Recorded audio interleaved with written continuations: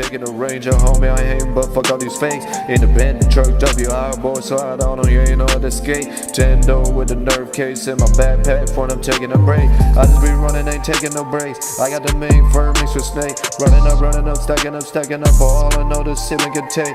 Dark marks with the shades on, war ready like you can. Alright, our final topic is a prediction.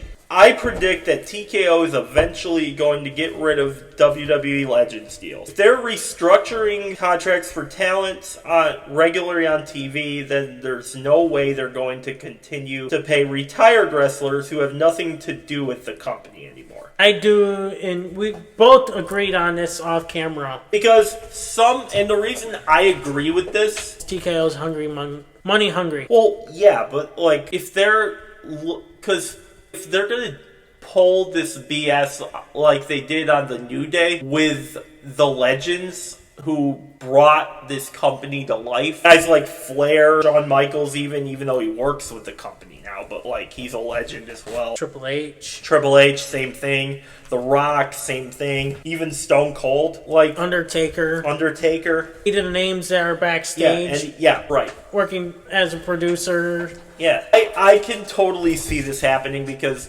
all TKO cares about is making money. They only care about money, don't care about anything else aside from what's going to make us the most money. It's like, okay, I get that you want to make money, but shouldn't you sell your product to us? Shouldn't you sell your product to the fans and then have the fans show up to them and not pay an arm and a leg to go to said events? I definitely see this now, because where do you think the Legends will go?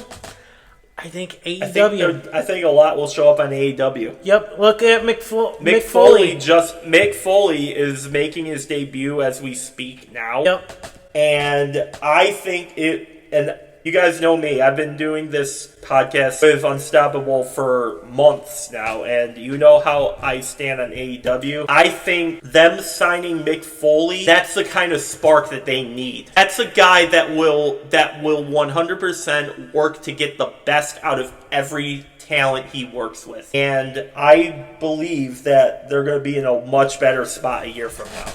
They're going to be in a much better spot. That is the spark that they need to move forward. And I can see other people following suit if they see, hey, they seem to give a fuck. Why should we continue working for people who don't give a fuck about us? And all I'll say is that, good for Mick Foley on seeing elsewhere, Yeah, he's no longer affiliated with the company, so he's free to do whatever he wants. You always knew that Mick Foley wasn't going to be without a job for long. Yeah. Because it's Mick Foley. And, he does signings like meet and greets here and there, too. Yeah, but you knew he wasn't going to be without a job for long. AEW just got to him first, I guess, and he genuinely loves the company, and I'm happy that he's in a spot that you never know. Maybe Mick Foley can teach these younger talents over in AEW something that they never thought of. Or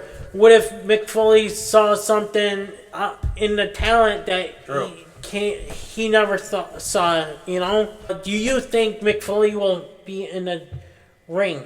No. Competing? No. I'd love to be wrong, but I feel like he's too old. I know the argument's going to be, well, Sting wrestled till he was 62. Yeah, but Mick Foley is not that far off. And Sting took time away from the company. Exactly. From the wrestling industry. He took a decade away from the business. Yep. And before he came back. So, I feel like he